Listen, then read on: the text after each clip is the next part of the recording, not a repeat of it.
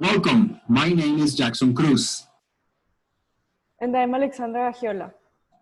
In today's session, we will have a checklist for success when searching for your graduate options. But first, let us take a look at today's topics. We will see things to consider when finding the right fit. Also, we will evaluate the different search engines when looking for that university that will be the right for you. And also, how to build a strong application. Alexandra? Sure, Jackson. Okay, welcome everyone. So a few things that you need to consider before doing this research for graduate programs. So first of all, we have different types of graduate programs.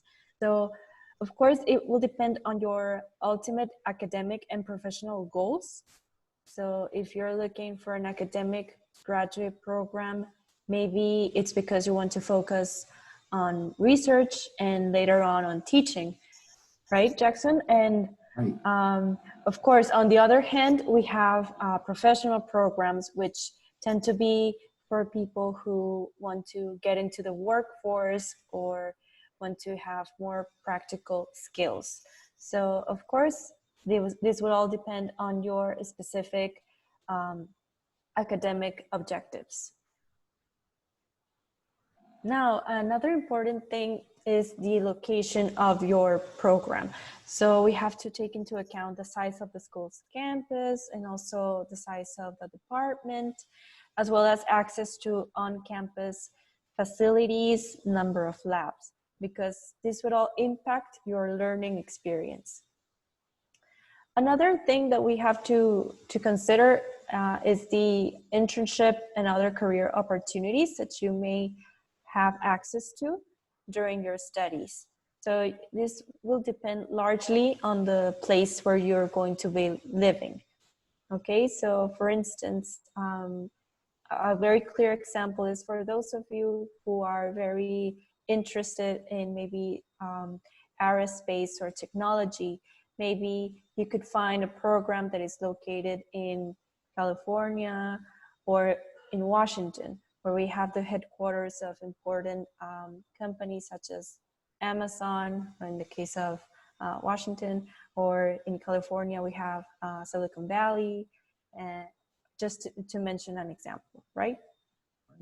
So we need to, I don't know, maybe you could chime in with another example that you may think of, or I don't know if you have another one.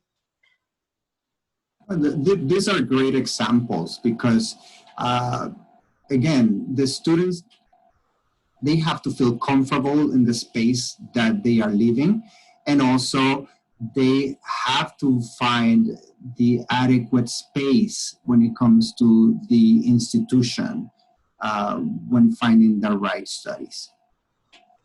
Yes, and also something that I haven't mentioned is that the housing, right? It's important for students to research if they will have on-campus housing or if they're going to have to look for an apartment outside of campus. And they need to, if this is going to be their choice for them, they have to guarantee that they have amenities like grocery stores or drug stores close to them. And also, I mean, when it comes to location, something that is very important and many students do not consider it at all is the weather, right? So oh, definitely, Alexandra, because as you know, most of us come from tropical countries where it is warm and we are used to long, extensive summers, and we know that is not the case in the United States. So if a student is not used to the cold weather, the snow, for example, this might imply that they have to adapt, or it also, buy types of clothing that is appropriate for living in this particular state. yeah, and Now, moving on to another very important aspect of this research, well, is academics. So we need to take into account the length of the program. How long is it going to take for the student to complete it? For a master's degree, it's usually from 1 up to 2 years, but for a doctorate, it would be from 3 up to 5 or even more years.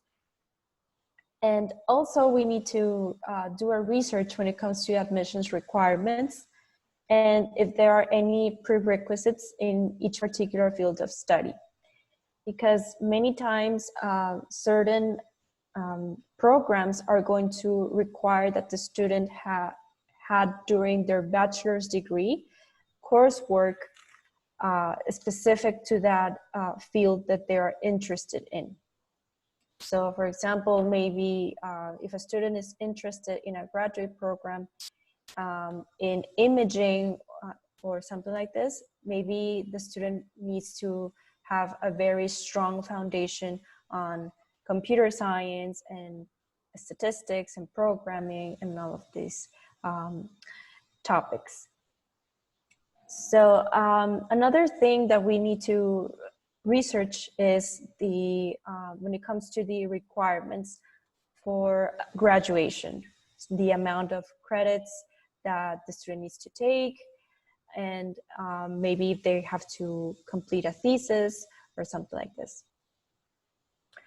And another thing is what is the program and the faculty currently researching and publishing? Because this is going to give us an idea about how it aligns to our specific interests. And actually, well, we're going to talk a little bit more about this, but another important aspect of the academic life is the average class size, because it would make the big difference in your learning experience. If you're someone who is more of an independent learner, maybe you will not have a problem at a big auditorium with over 200 people just taking notes.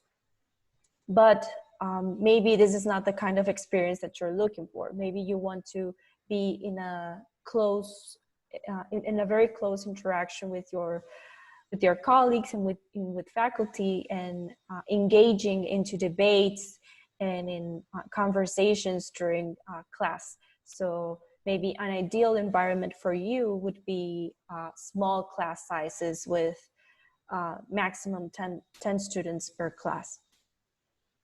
And also when it comes to faculty, well, we're going to also talk more specifically about this faculty topic, but you need to research what is it that the faculty is doing and how it aligns to your objectives.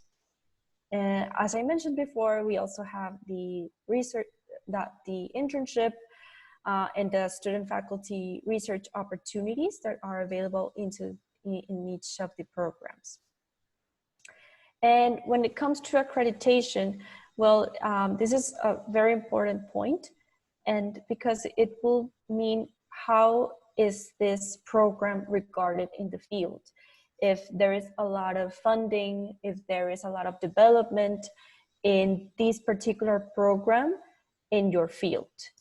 Okay, so of course, if there is not enough funds or if there is not enough interest into these fields in that particular university or program, maybe it will not be so interesting for you to study there, because you will not have that many opportunities of research and of networking with other interesting people in those areas.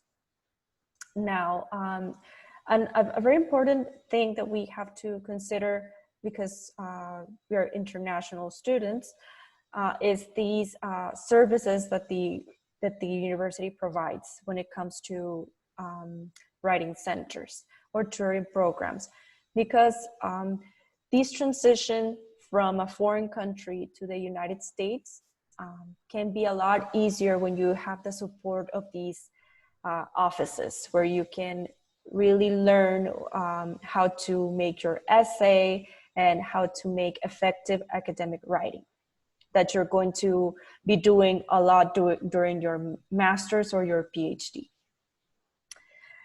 And lastly, we have our student and faculty ratio, which translates also into how close you're going to be to your faculty, and maybe how, if it's going to be a very personalized attention, or maybe if you're going to be a little bit neglected, if you're not going to be that close to the faculty.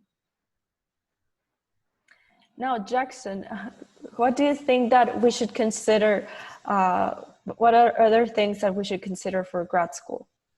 Definitely. All the points that you made are very important, aligning your studies with that of the professor. So when considering a career, okay, and also a specialization, it's very important to know that you will be going back to your home country. So in reality, you have to think about, what can I do with this career when I return? Will I be able to find a job? Will I be able to continue practicing what I studied? Because, Alex, you have to consider that you invested time, you may have invested also resources, and to go back to your home country and not being able to practice it will be disappointing. So it is very important to think about these two factors. What career do you want to eventually have? And what area do you want to specialize in, so that you can actually perform and actually work when you go back? And when we think about these two factors, we actually have to think about success. How can I be successful?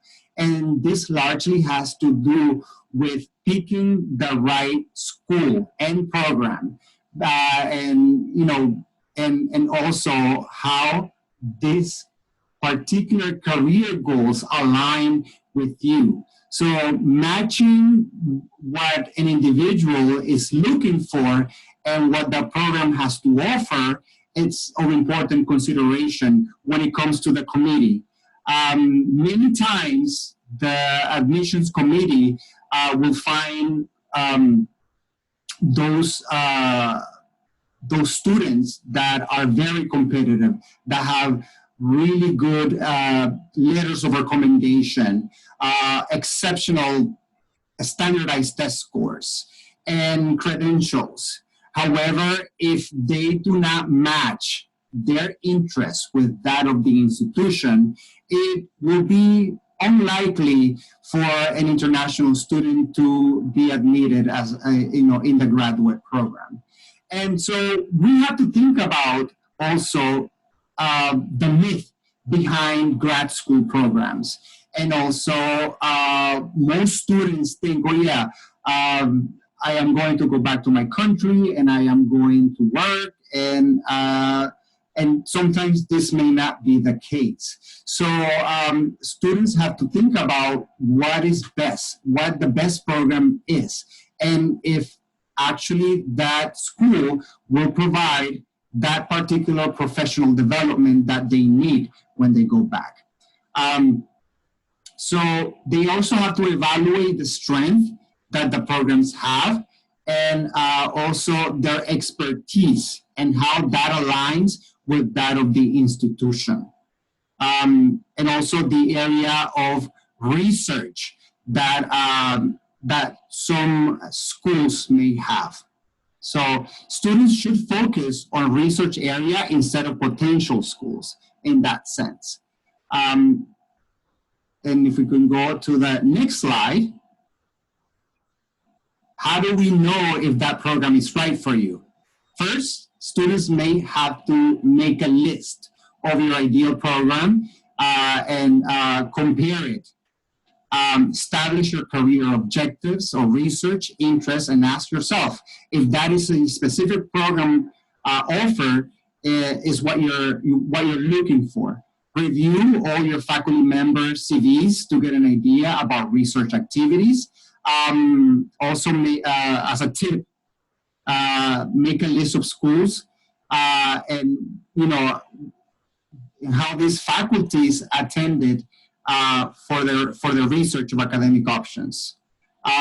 So I will have to say that when a student is looking for an assistantship, for example, they really have to align themselves with what the professor is doing. And sometimes it may not be the case, but it will make it easier to have that sort of financial aid in that sense. So,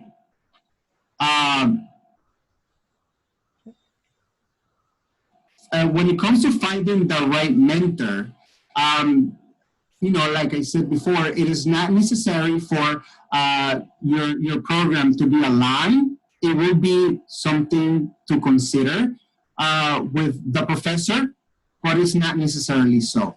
Find out who is doing what and what particular interests they have, so that they may, we can say, adopt you in that particular program. So use LinkedIn and look through recent publication, books, journals, or articles that the teacher may be doing.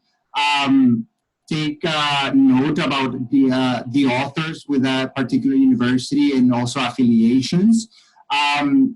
There's a lot on stake here, Alexandra, because this is a highly competitive program, and when it comes to international students, they have to be prepared. They really have to go ahead and contact the professor. And what if the professor doesn't answer their emails? What if the professor doesn't answer their calls? Then they could go ahead and contact the assistants of the department, who could be also guide them and connect them to get that right communication. And see also who could also be a mentor that could guide them through their research project. So when finding a mentor, we really have to see that it is highly competitive, as I said before, and also that the research or the studies that an international student will do at a particular university could or could not be aligned with that of a faculty member. Yes.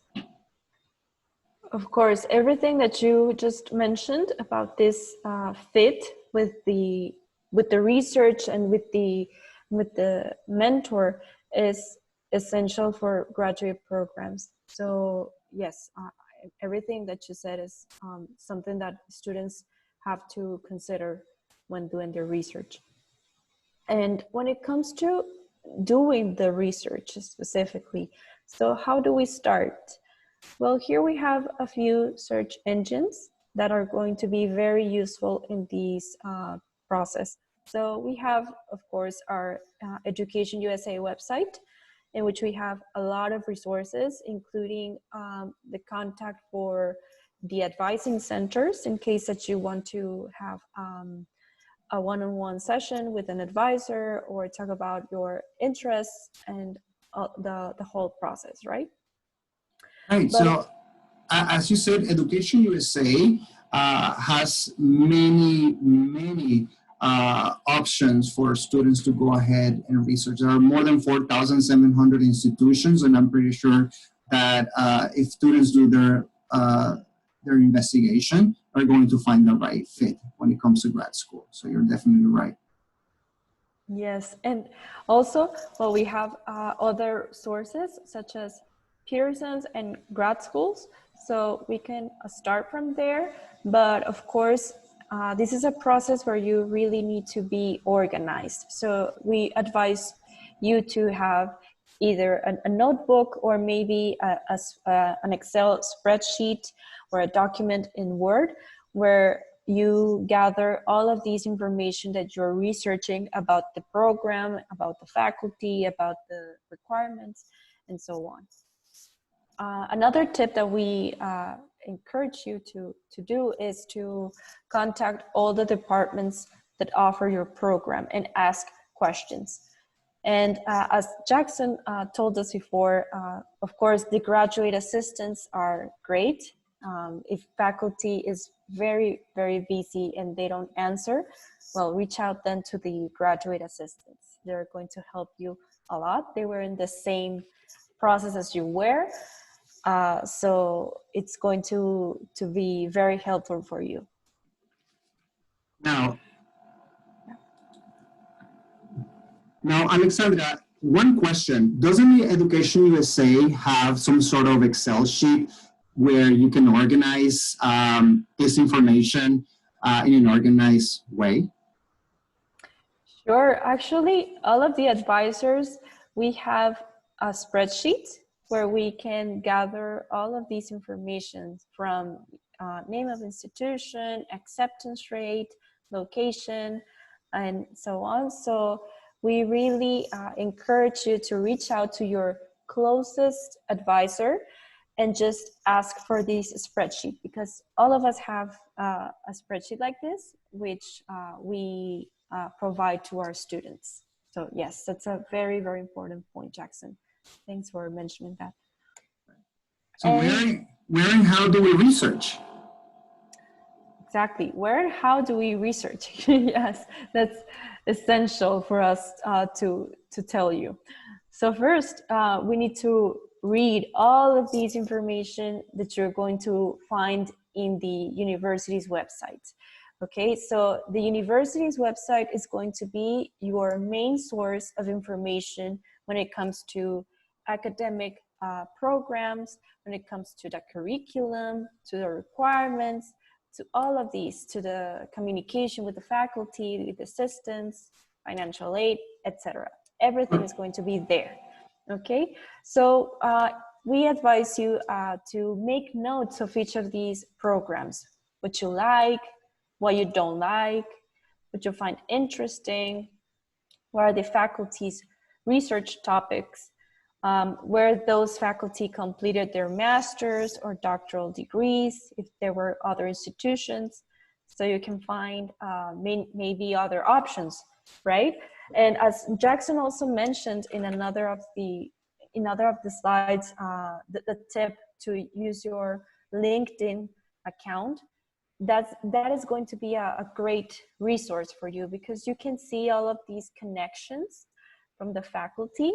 Like if you have if you've read an article in a specific topic that you like, and you see that this author, and if you look for this author in LinkedIn, and then you see, he teaches in this university, or this author studied their master's or their bachelor's in this area of study that I'm interested in that institution.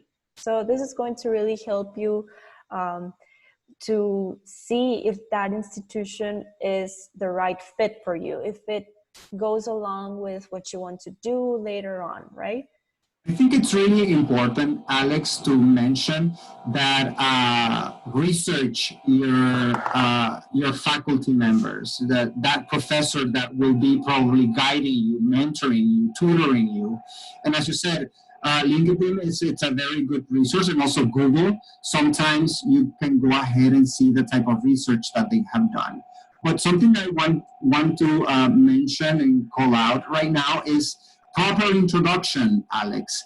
Sometimes students go ahead and they jump right into the conversation with the professor. So it's really important to write a formal email, I should say, when introducing yourself to that particular professor, to see if he or she can mentor you or take you on their wing.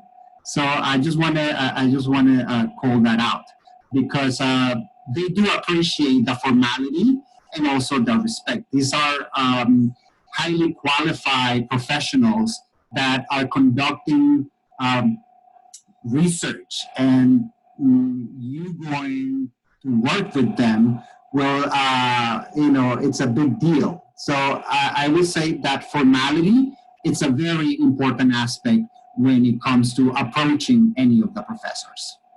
Yes, for sure. And also just to add on to that, it's important to make those communications early on during the process, because then maybe you can find out if this professor you were interested in working with, maybe he will be on his sabbatical year when you want to go on and study. So that wouldn't work, right? So Right. that only you can find out through these communications, through these emails that you mentioned. These are super important. Yes.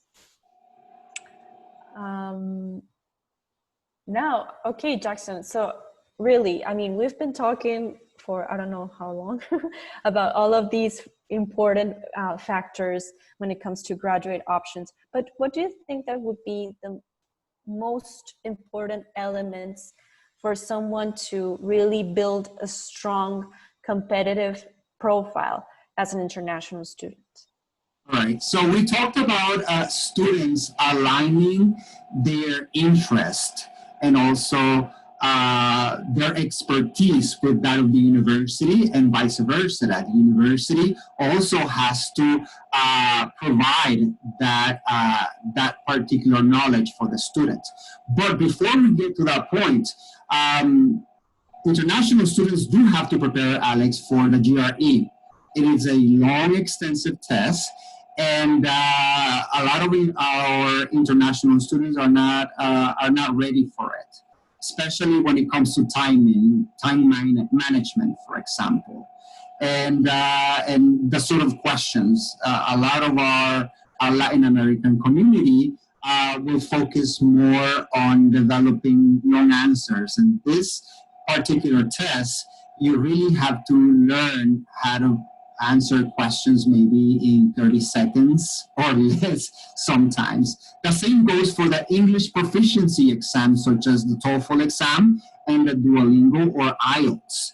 I would say that anyone that has come to the Education USA office, I would recommend for at least 3 months of preparation, at least, so that they can perform well and that they can get the right scores to be admitted.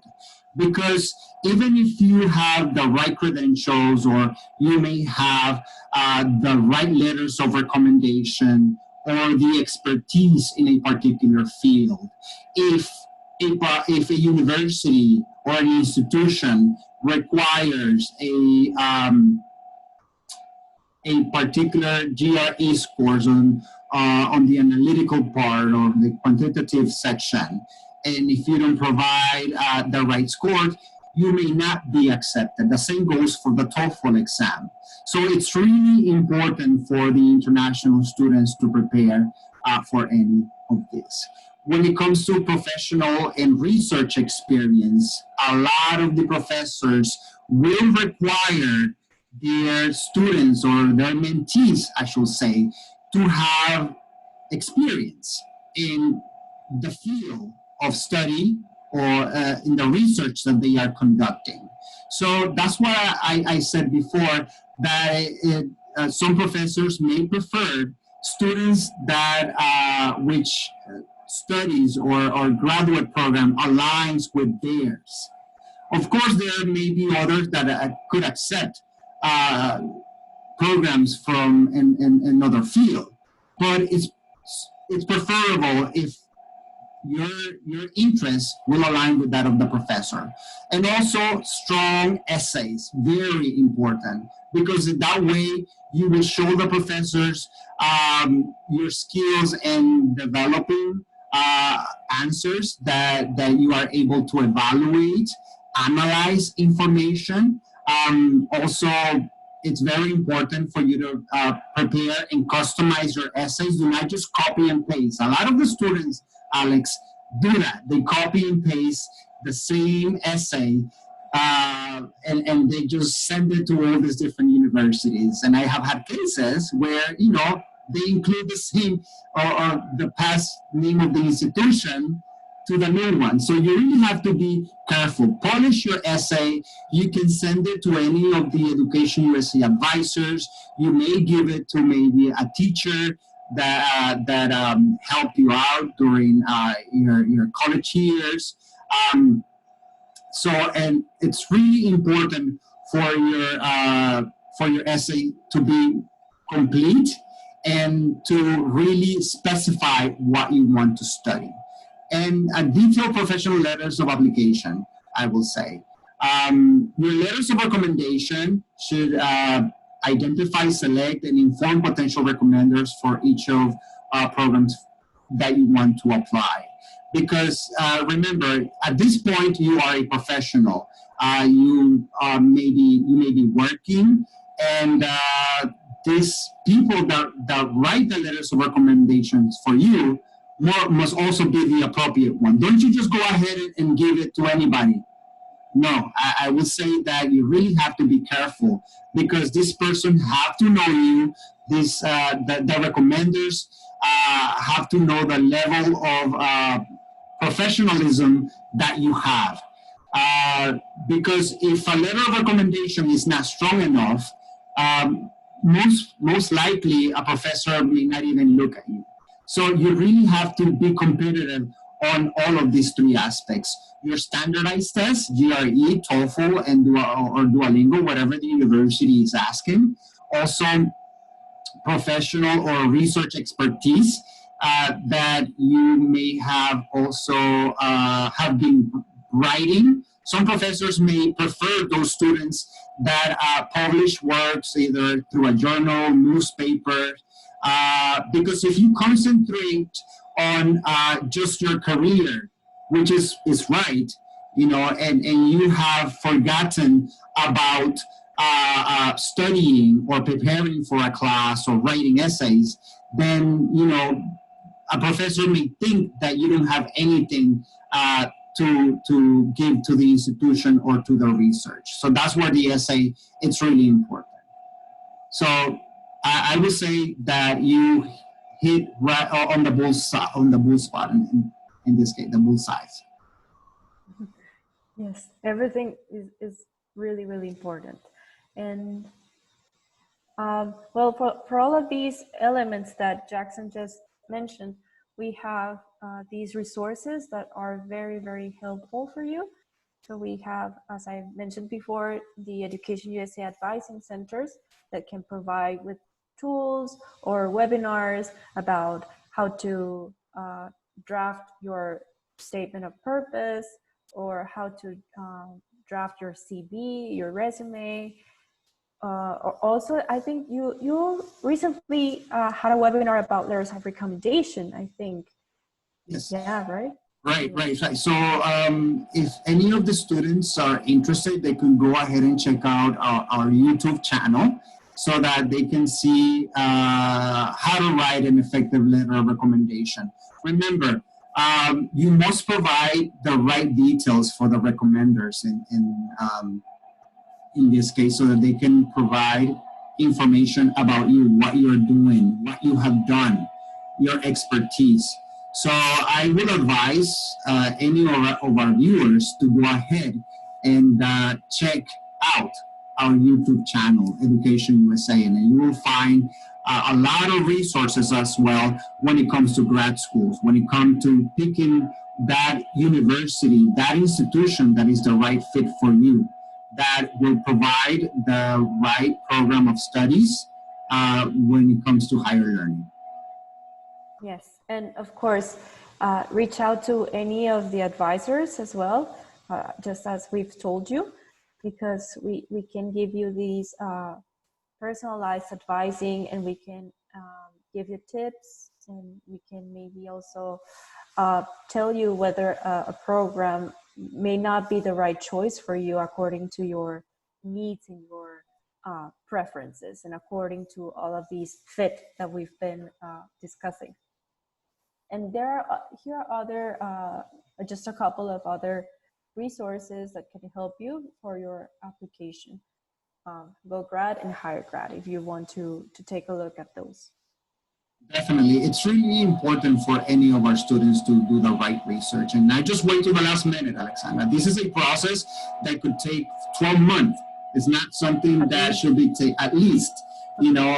should be taken lightly and say, yeah, I want to go to, grad school. I want to get my master's. I want to get my PhD, and then, I'm going to apply it, and I'm going to submit all my standardized tests from one day to the next.